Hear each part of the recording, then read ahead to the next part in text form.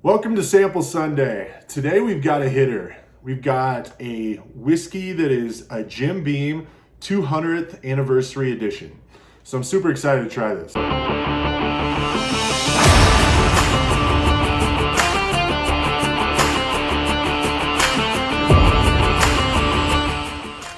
So today's Sample Sunday, basically what that is I take a sample, usually I'd read a review and then see if I can find the notes, all that fun stuff.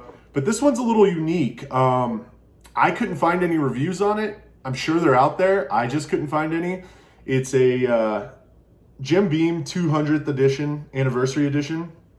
So 1795 to 1995. It's a 95 proofer from Jim Beam. And I received this in a trade. So ideally with Sample Sunday, I hope to get to a point where I have a whiskey community where we can all exchange samples and things of that nature and get to a point where, you know, I'm reviewing other people's samples, people have other samples of mine. But right now I've just mostly been getting them in trades. I've gotten a few really unique bottles from bottle shares off of some Facebook Marketplace things. So, or I shouldn't say Marketplace, but Facebook groups that, you know, share open new bottles, things of that nature. So really excited to try this. The guy was really excited to trade me and give me this sample, so must be good.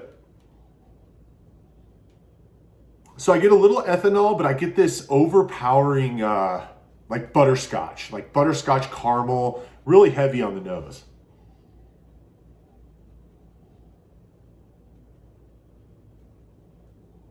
Yeah, I would say the butterscotch kind of dominates the nose. Maybe a slight floral aspect.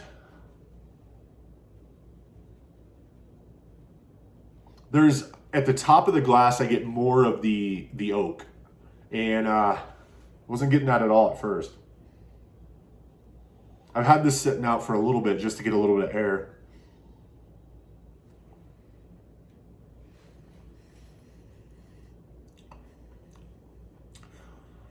Definitely drinks that 95 proof. It's not overpowering.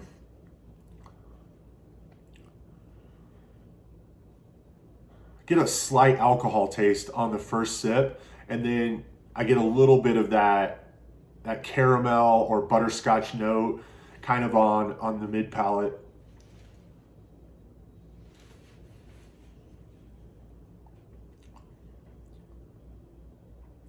Yeah.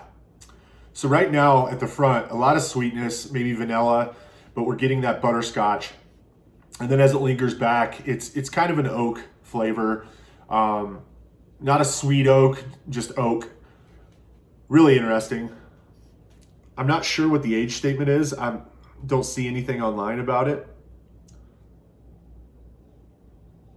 I say that the nose, I think, is better than the palate.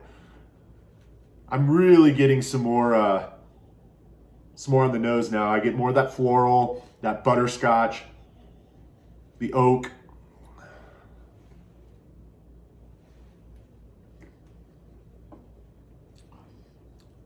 So yeah, I get more vanilla now that I get on the butterscotch, and then it rolls into kind of a caramel, and then you get that oak on the back end. It's not a long finish. The finish kind of dissipates pretty quickly. You get a little bit of that bitter oak on the back end. For a special anniversary, I don't know what the price point was on this. It's a really cool bottle. I'm sure it was special when it came out, being that it's kind of a dusty. I don't know. I don't know what I'd pay for this. I mean, being a special anniversary and everything, the low proof, I don't know. Definitely cool to try. Not crapping on it by any means. When you're in that lower proof, sometimes I have higher expectations. It's definitely unique. I will say that.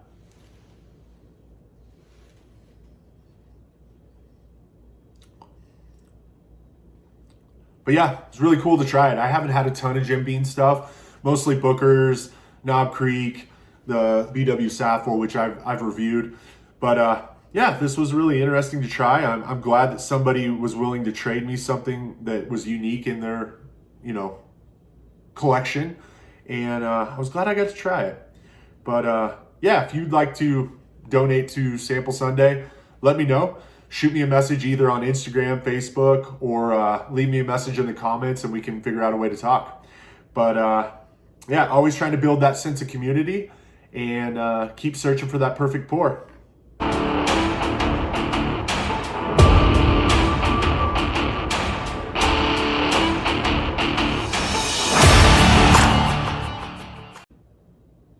Oh, sorry about that small error. WB Saffel, Wild Turkey product. My fault.